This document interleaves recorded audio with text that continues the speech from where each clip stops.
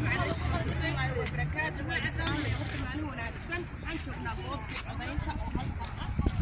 قوة عن كهلنا واقعنا الصهايو كتير دورشة ناس ضد بدر الصوماليات ضد عضينية إحنا ترتمية وحرمنا هرت مركو أبوه رئيس باقة هرت كدري حوالي كل الصوب وحقه العضينة عد كان ومهم وحقه horena waynu u codaynay codkeenu horugu meel maray haddana waynu u taaganahay markastana waxaynu nahay dadka Soomaaliyeed ee halkan ku codeeya waxaynu nahay dadka kaliya ee marka qof Soomaali uu tartamayo garab taagan ee ku garab taagan dhaqaale ee ku garab taagan cod oo ku garab taagan xoog ku garab taagan oo halka u taagan inta markaan ka gudbo dadku waa dad Soomaaliyeed Soomaali baa leeyahay waxa halkan horta ku tartamaya hadda qoyskan aan hadda ka hadlayo laba wiil oo Soomaaliyeed labada wiil ee Soomaaliyeed waxaan rabnaa inagu iyaga isu soo sharxay boosaska mid horena xilku hayay kan kalena xilku doonayay waxaan rabnaa markaa inaynu haddaynu Soomaali nahay aan horta food garayno waa laba wiil oo Soomaaliyeed horta Soomaalinimadu haydinteed haddaan Soomaalinimada ka gudbo qabiilku waa la muhuraan waa la taabanayaa qabiilku waa la taabanayaa qabiilku waxa weeye labada wiil ee Soomaaliyeed ee halka ka tartamaya ee qolada Soomaaliyeed ku tartamaya waa laba wiil oo haddaan qabiilku u soo dabo qabiilku caama waa laba wiil oo daarood Ismaaciil maxaa u diiday wiilka sada daarood in daaroodnimada laga saaro la yiraahdo hayaa daaroodahay oo youtuberadii loo qaybiyo isagu daarood maaha meeshan dad Soomaaliyeed baa codka bixinaya daarood kaliya bixin maayo waxaan laga doonayaa codka laga doonayaa degmada saddexaad ee halkan cod degmada saddexaad ee wiilashu u tartamayaan baa codka laga doonayaa qof meel kale ka yimi codka lagama rabo qof isteed kale ka yimina lagama rabo annaga codkayagu naga go'a rabitaankayaguna annagu naga go'a kaanu annagu siinayno annaga inoo taala laakiin hala daayo habar wacashada iyo dhagax tuurka iyo qabiilka iyo waxa kan waa midabteeni iyo bidixdeeni laba wiil oo imaadeena maxaa keenaya yaa daaroodahay meesha daarood kaliya cod bixin maayo shaydaanka hal iska naaro Soomaali baa codkeeda loo baahan yahay codka aan u baahanahay baa Soomaali ah salaam ya waxaan ku soo dhaweynayaa gabadha la yiraahdo Asiil السلام عليكم ورحمة الله وبركاته. إيرو هايو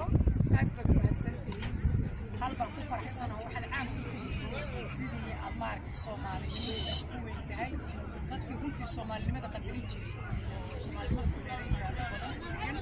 خير الله سيا شكل كوباد معها بدن بحر لوصل صارت الصومالي ما لوصل صار عيبة وسؤالي الصومالي لماذا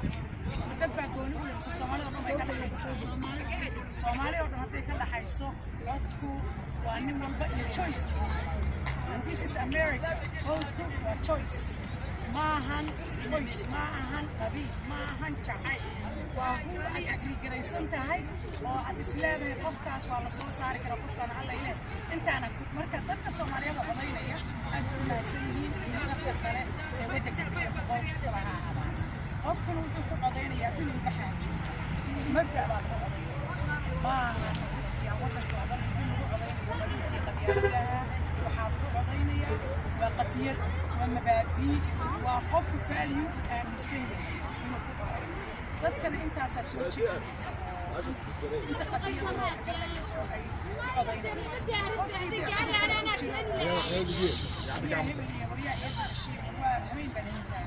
waxaan leenahay Allah yahdiik Soomaalinimadu ha shaqeyso sharafta ha shaqeyso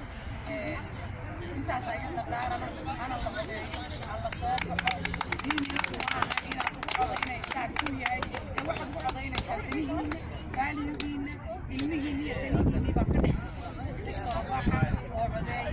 Soomaali ha noolaato America bye bye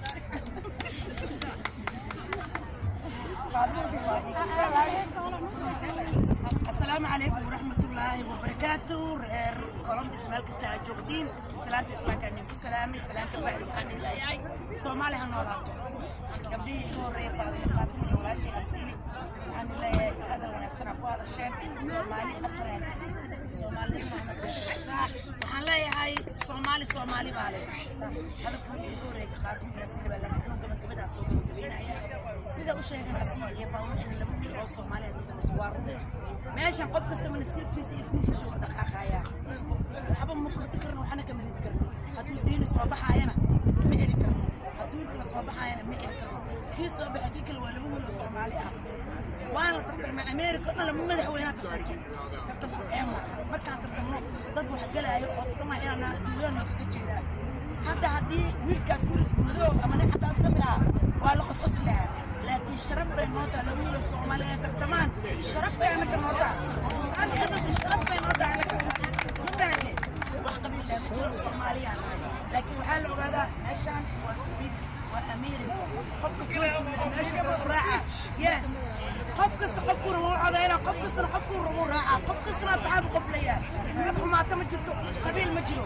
qabiil ma kana qota asal qabiil ka soo jeena la kuuran kar qabiil yaa fareen la tahay yaa xigta umar yaa adi jacasha ina raacin ma faanta haduu walaalkay taageereen diin yaa ka raaxa aan furan diini yaa codayna diini yaa raacay aan furan diini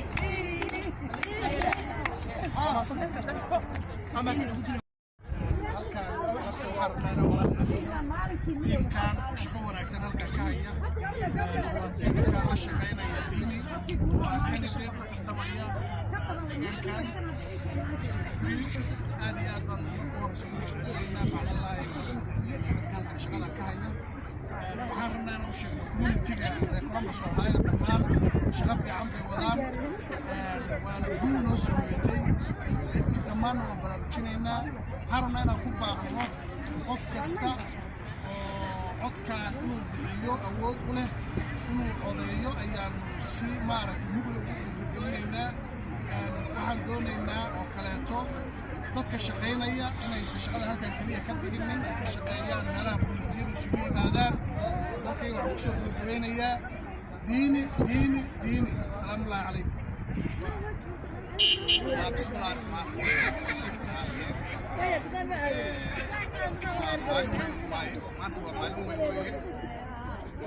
waxaan aad u faraxsanahay doorashada iyo qabanqaabada ay soo socoto waxaan maraynaa maalintii shanaad waxaana soo baxay nafar badan oo dad ah oo codaynaya diini waxaan rajaynaynaa kuwa badan inay soo baxaan إن شاء الله لا ينكيس أيضا ويدك معنا في عيها معنا في عيها لكن تدخل صباح حيان طبعا دور شذا وإحنا صبنا معي سيدنا شقينا حيان جروب الشقة الوضع يدك إيمان هي فوت كرينا هي لبضوا مركا وف هذا اللوم هذا الله يمشي روحه واجب الطفل المقدم عد كاغا يا أمريكا ينوش هذا ويسكحري dad hore oo wakiil ka ahaa degmada waa jireen oo shaqadii awal loo imada sidii la rabay ka soo baxeen marka waxay keentay taas in change la sameeyo qorshe kale cusub laga fikiro dad kale ay tartamaan diin wuxuu ka mid yahay marka dadka ugu horeeya oo u cadcad oo doorashada hadda kowka waxyaalaha aan keenay inaan diin ku barno waxaa ka mid ah baahida loo qabo bulshada gun violence markay noqoto arrimaha guryaha markay noqoto arrimaha carruurta markay noqoto baahi badan oo community qabto waxay keentay in diini maanta loo soo baxo oo loo codeeyo waxaan rajaynayaa shan beri baa hadda codeyntu socotaa waxayna socon doontaa saddex bilood kale kasii badan waxaan rajaynayaa in dadka ay soo baxaan codeeyaan shaqadaas ay qabsadaan awoodooda ay soo ceshadaan maaragtay ay saabtamayaan marka waxaan leeyahay guulaysta aad baan ugu rajaweynaa inaad guulaysanaysaan wasalaamu calaykum waraxmatullahi wabarakaatu saaxiibkay baan leeyahay islaam ya waxaan leenahay waxaan halkan u diini inta codaysay